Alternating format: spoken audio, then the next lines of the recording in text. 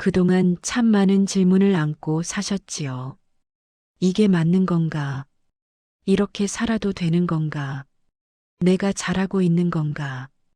평생을 답을 찾으며 사셨을 겁니다. 그것이 당연했습니다. 살아간다는 것은 매 순간 선택이었고, 선택에는 늘 정답이 있어야 한다고 배워왔으니까요. 어린 시절, 우리는 시험을 보았습니다. 문제마다 정답이 있었지요. 그 정답을 맞히는 사람이 칭찬받았고 인정받았습니다. 그래서 우리는 배웠습니다. 삶에도 정답이 있을 거라고, 어떤 직업을 선택해야 하는지, 누구와 살아가야 하는지, 어떻게 자식을 키워야 하는지, 무엇을 위해 돈을 모아야 하는지, 모든 것에 정답이 있을 거라고 믿었습니다.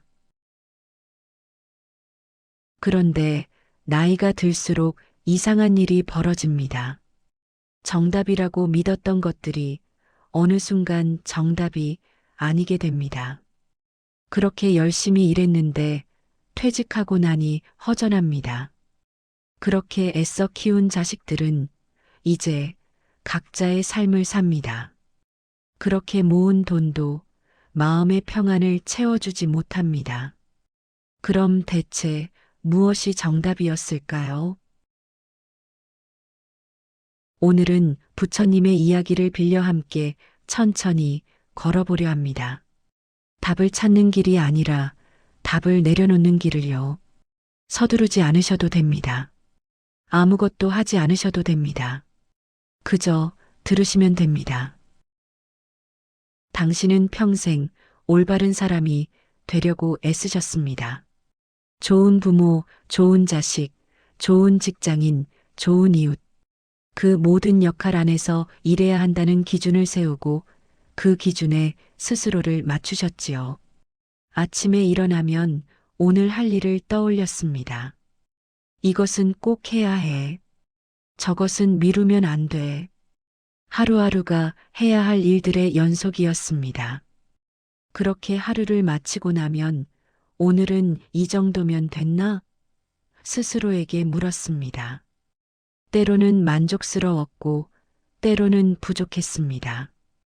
부족하다고 느낀 날이 만족스러운 날보다 많았습니다. 그래서 더 노력했습니다. 다음엔 더 잘해야지.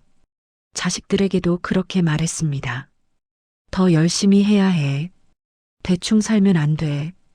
그것이 사랑이라고 믿었습니다. 제대로 가르치는 것이라고 생각했습니다. 그렇게 살아오셨습니다. 그런데 말입니다. 요즘 들어 이런 생각이 드실 때가 있지 않으신가요? 대체 뭐가 정답이었던 걸까? 지나온 시간들을 돌아보면 옳았던 일도 그른 일도 이제는 다 희미합니다. 그때는 그렇게 중요했던 일들이 지금은 왜 이렇게 작아 보이는지, 그때는 그렇게 화가 났던 일들이 지금 생각하면 왜 그랬는지 모르겠고, 그때는 그렇게 자랑스러웠던 일들도 지금은 그냥 지나간 일일 뿐입니다. 혼란스러우실 겁니다. 그럼 내가 뭘 위해 살아온 거지? 이런 생각이 드실 때도 있으실 겁니다. 그 혼란 부끄러워하지 않으셔도 됩니다. 당신만 그런 게 아닙니다. 나이 들어 지혜로워진 사람들은 모두 이런 혼란을 겪습니다. 젊었을 때는 확신에 차 있었지만 나이가 들수록 확신은 흔들립니다. 그것이 자연스러운 일입니다.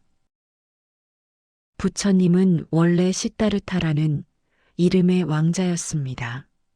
궁전에서 태어나 아무 부족함 없이 자라셨지요. 아버지는 그에게 세상의 모든 좋은 것을 주려 했습니다. 아름다운 정원, 맛있는 음식, 훌륭한 선생님, 좋은 친구들, 왕자로서 누릴 수 있는 모든 것이 있었습니다. 그런데 시다르타는 행복하지 않았습니다. 어느 날 궁전 밖으로 나갔다가 늙은 사람을 보았습니다. 또 다른 날은 병든 사람을 보았습니다. 그리고 또 다른 날은 죽은 사람을 보았습니다. 그때 시다르타는 깨달았습니다. 아, 이 모든 좋은 것들도 결국 사라지는구나. 궁전의 화려함도 젊음도 건강도 모든 것이 영원하지 않다는 것을. 그래서 그는 궁전을 떠났습니다. 29살 때였습니다. 아내와 갓 태어난 아들을 두고 한밤중에 몰래 궁전을 빠져나갔습니다. 사람들은 말했습니다. 무책임하다. 어떻게 가족을 버릴 수 있는가.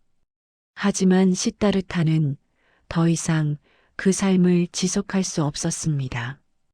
답을 찾아야 했습니다. 왜 사람은 늙고 병들고 죽는가? 어떻게 하면 이 고통에서 벗어날 수 있는가? 그렇게 6년을 산속에서 수행했습니다.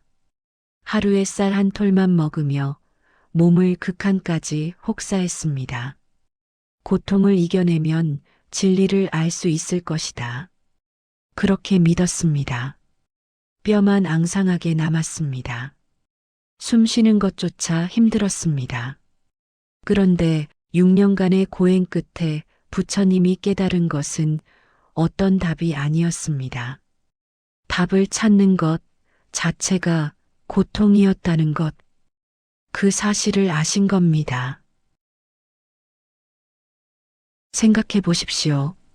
우리는 평생 이게 답이다라고 믿는 것들을 붙잡고 살아왔습니다.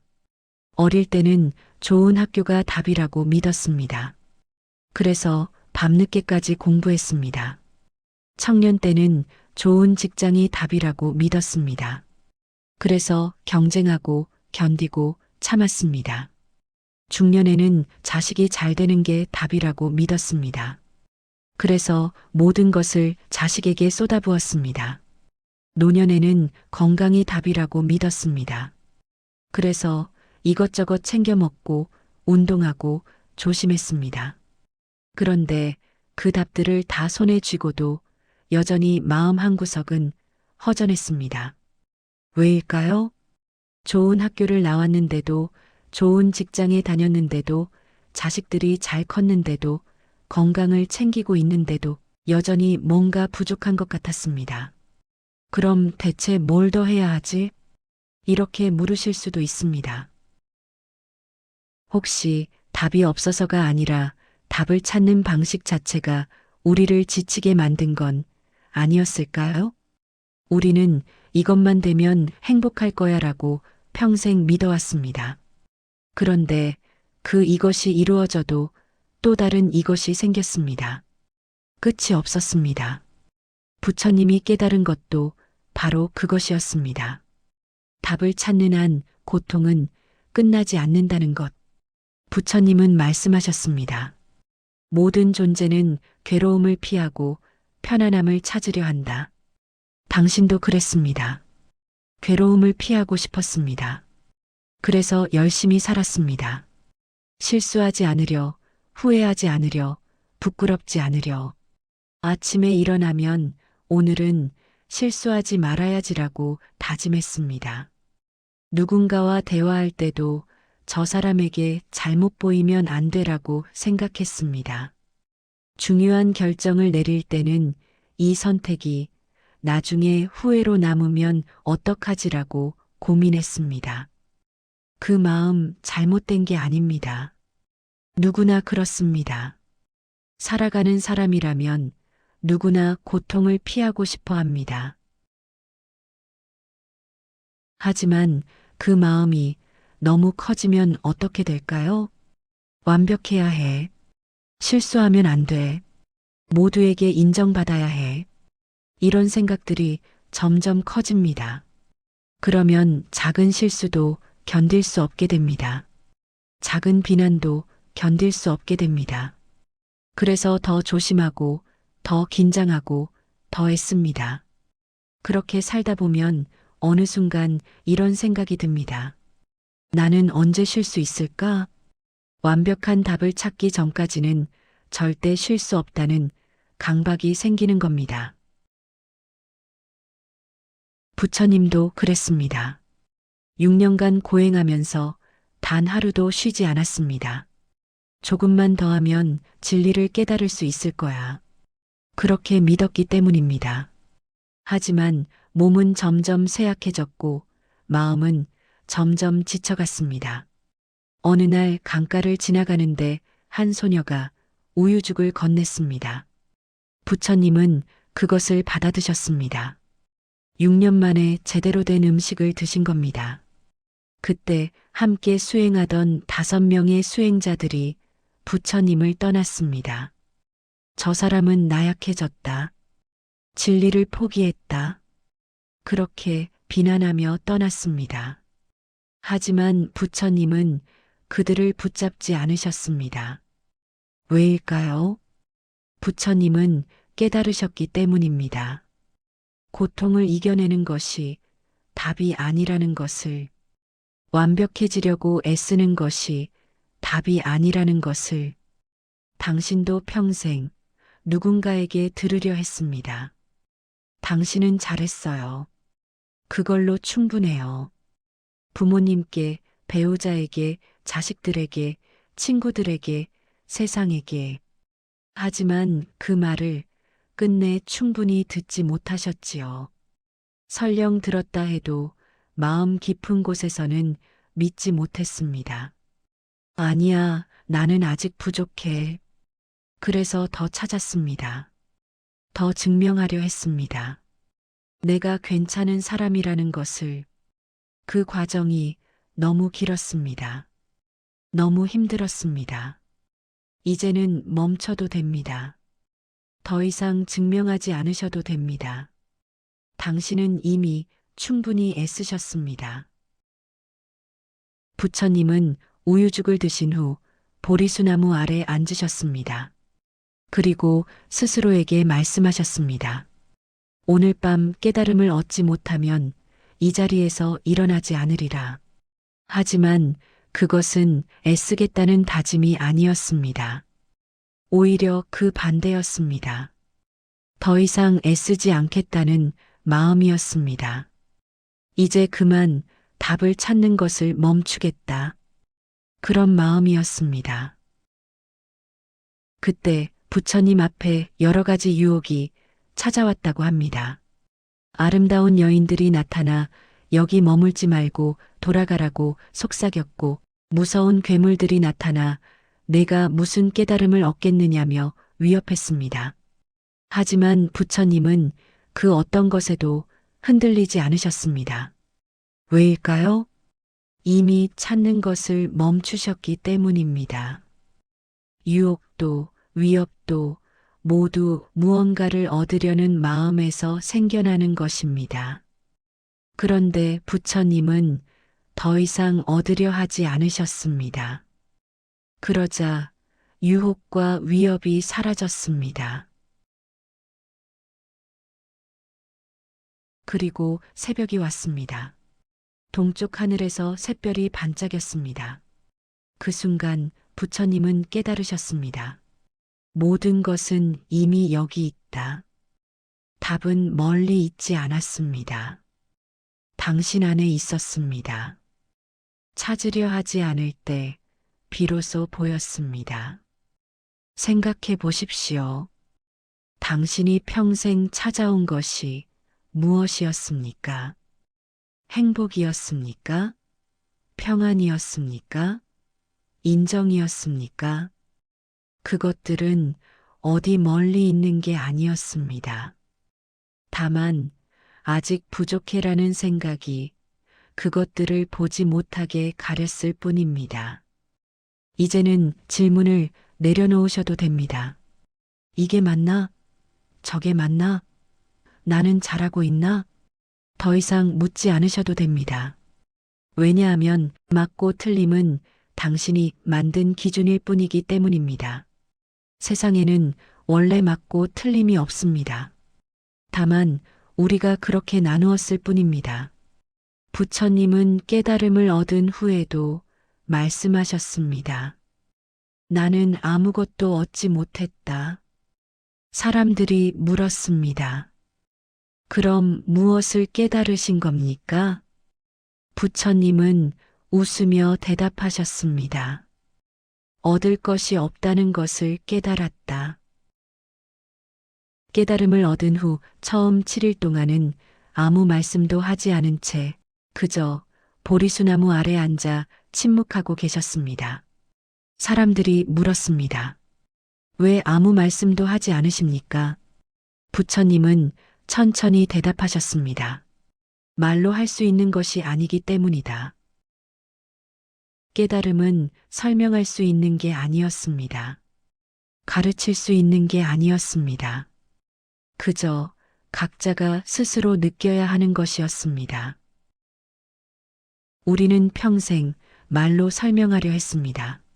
나는 이런 사람이야. 나는 이렇게 살았어. 나는 이런 이유로 이 선택을 했어.